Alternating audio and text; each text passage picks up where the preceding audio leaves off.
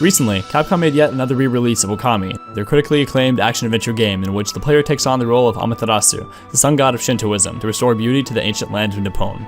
The re-release I'm referring to is Okami HD for the Nintendo Switch, which came out on August 9th of this year, over 12 years after the game's initial release on the PlayStation 2 in 2006. Since then, the popularity of the series and the demand for a sequel has only risen with the passing of time. However, Clover Studios, the development studio responsible for the game, was sadly disbanded by Capcom in March of 2009.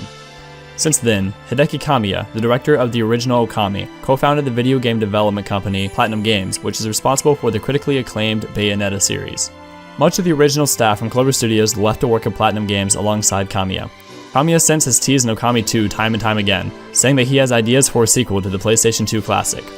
However, Capcom still holds the rights for the series and doesn't seem like they're ready to give those rights up. Despite that a potential Okami 2 has the odds stacked against it, I truly believe that this long-awaited sequel will in fact come about. To me, Okami 2 doesn't seem like a matter of if, but when. And here's why.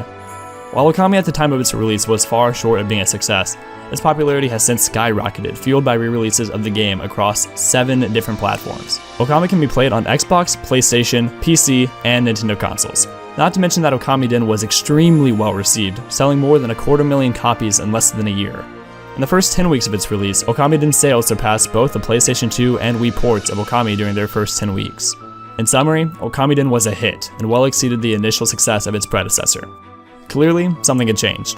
The popularity of Okami as a series had grown dramatically, and fueled the sales of the game's re-release time and time again, turning the series into a goldmine for Capcom. With such great success from only 2 titles, why wouldn't Capcom consider investing in a full-fledged sequel? A major reason is likely the funding. As most of everyone knows, Capcom has recently dealt with more than its fair share of financial hardships, a factor that has likely deterred the company from investing in a sequel to the 2006 title. However, Capcom just had its most successful financial year in all of its history, thanks to the recent success of the Monster Hunter series. Capcom is now back on an upswing, I believe, and if they continue on this path, they will have the funds to keep climbing the ladder by investing in new titles.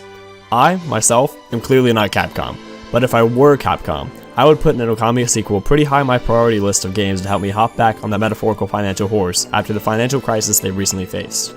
I believe Capcom has noticed the growth of the demand for a sequel in recent years and is smart enough to realize that a well-developed sequel would be a massive success, but has simply been occupied with more dire matters. Now that Capcom is back in the rise, I think that they may have come back to the idea of an Okami 2. Many speculate that they have, or that a collaboration with Platinum Games' Hideki Kamiya for Okami 2 is in the midst. There have been many hints by Kamiya suggesting that such a collaboration is possible or even happening. In a 2016 interview with Game Central, Kamiya said that he has ideas in his head for Okami 2. Later, he was questioned about statements he made in a previous interview with Game Central concerning a meeting with Capcom producer Jun Takeuchi and an implied future collaboration with Capcom.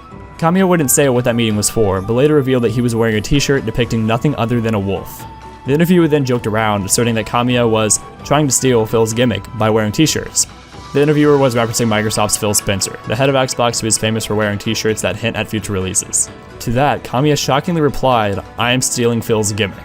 In the context of this conversation, that single statement alone could have been a dead giveaway for Okami 2, which we may see sooner than we might think. In February of this year, Kamiya posted a selfie outside of Capcom headquarters with the caption, "Hideki Kamiya approaching Capcom." Perhaps this latest port to the Nintendo Switch is to test the waters to see how a potential sequel might be received. There's no way to tell for sure, but time will tell as it always does. Until then, I and fans alike will be yearning for that long-awaited sequel to one of the most beautifully crafted games Capcom's ever produced. What do you think? Do you as well think that Okami 2 is in the future, or do you think that this is all mere speculation and that a sequel won't happen at all? Let me know in the comments below and give this video a like if you enjoyed.